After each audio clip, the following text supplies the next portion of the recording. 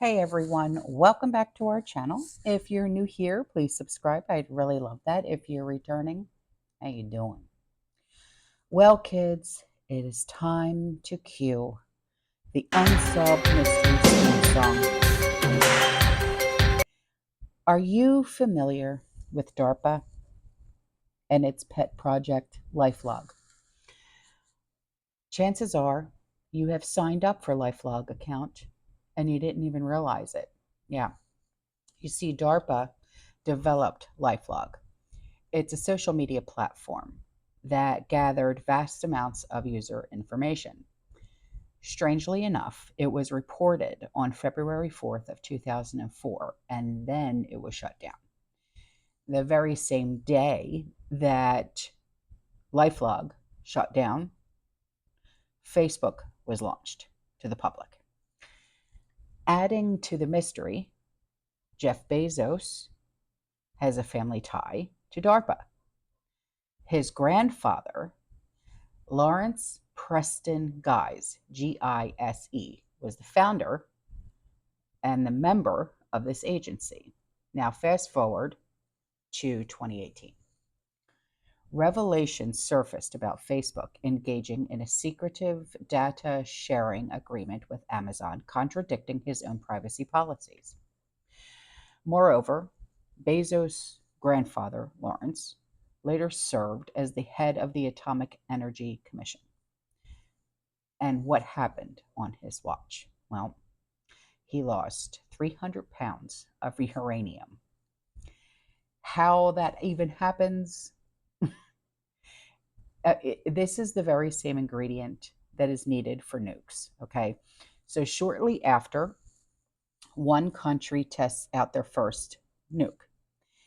These events raised a lot of questions about hidden connections between technology, government agencies, surveillance, and corporate figures. This hints at a web of secret dealings that morphs numerous entities into one giant beast that the public has unknowingly befriended. Now, what I'm about to tell you was reported in June of 2003. It was June 2nd, actually, in 2003. And it says, "Your life at your fingerprints, courtesy of the Pentagon. Coming to you soon from the Pentagon, the Diary to End All Diaries, a multimedia digital record of everywhere you go and everything you see, hear, read, say, and touch. Known as LifeLog, the project has been put out for contractor bids by the Defense, or DARPA, okay, I'll just say that, the agency that helped build the internet, and that is now developing the next generation of anti-terrorism tools. The Pentagon agency plans to award up to 4 18-month contracts for LifeLog beginning this summer.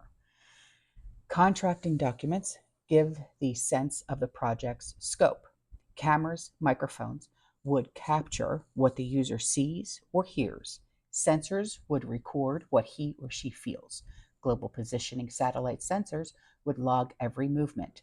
Biomedical sensors would monitor vital signs. Emails, instant messages, web-based transactions, telephone calls, and voicemails would be stored.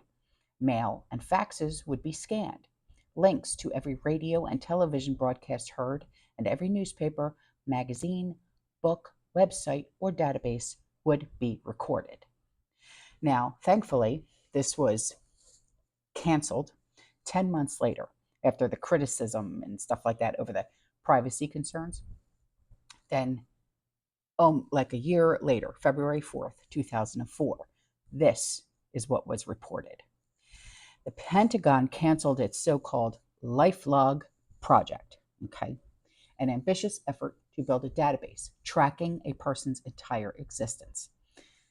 Just the thought, how scary is that? It was run by DARPA. LifeLog aimed to gather in a single place, just about everything an individual says, sees, or does.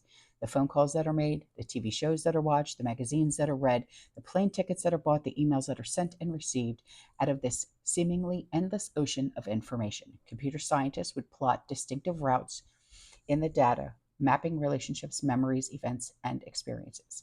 LifeLog's backers said that the all encompassing diary could have turned into a near perfect digital memory, giving its users computerized assistance with an almost flawless recall of what they had done in the past. But civil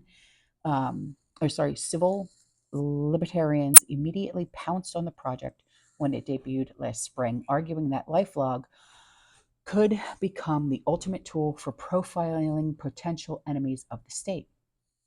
So then that very same day, the article was written, another site went live. The original name was called The Facebook.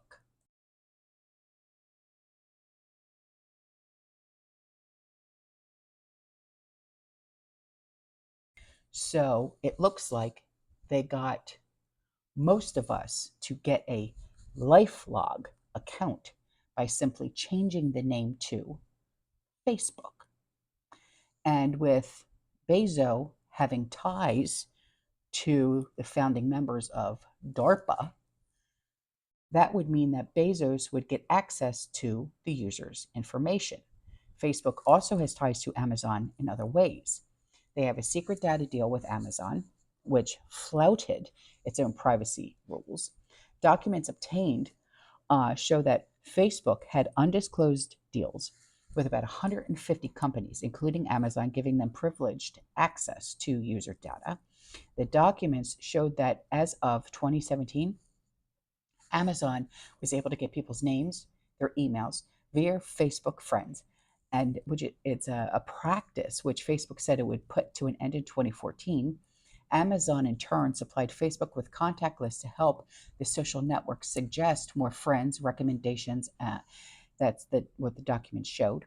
And then Amazon said that it would use user data appropriately, but then declined to comment on exactly how its partnership with Facebook actually worked. So a lot of behind closed doors deals started happening between the two entities. So here's a post that started this entire investigation. So then I found an old article that confirms Bezos' grandfather, Lawrence Guys, was a part of DARPA from the beginning and had grandchildren by the name Bezos. And it was published on November 16th, 1995. And it says U.S. Atomic Agency ex-official 80 dies, journal staff report Lawrence Preston Guys, who headed the former Atomic Energy Commission's Albuquerque Operations Office in the 1960s. From 1958 to 1961, he was Department of Defense Advanced Research Projects Agency working on the space technology and ballistic missile defense. He was recently preceded in his death by his son Lawrence P. Guys Jr. and is survived by his daughter Jackie Bezos of New Jersey, stepchildren Maureen Bell and C.W. Pickett, and 5 grandchildren. So it's obvious that the matrix is breaking as people are starting to ask questions and connect the dots. So let's wrap this up by I asked AI, about this. First, I asked ChatGPT, which did the actual far left fact check method of giving an opaque answer, if you will, and claiming that every single detail cannot be verified to perhaps it may be untrue. Meanwhile, the much more straightforward and unbiased AI, which is Grok, Grok, gave the truth right off the bat. Yeah.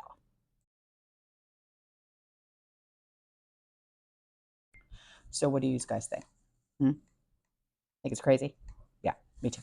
So anyway, all right, guys. I think this is a big reason why a lot of people stopped using Facebook, in my opinion. I don't use Facebook at all. I think it's I think shady is all crap. You know what I mean? I really do. I think it's very shady. So anyway, all right, guys, I will see you in the next one. You stay safe, you stay positive, you keep prepping, and as always, fear less. Ciao.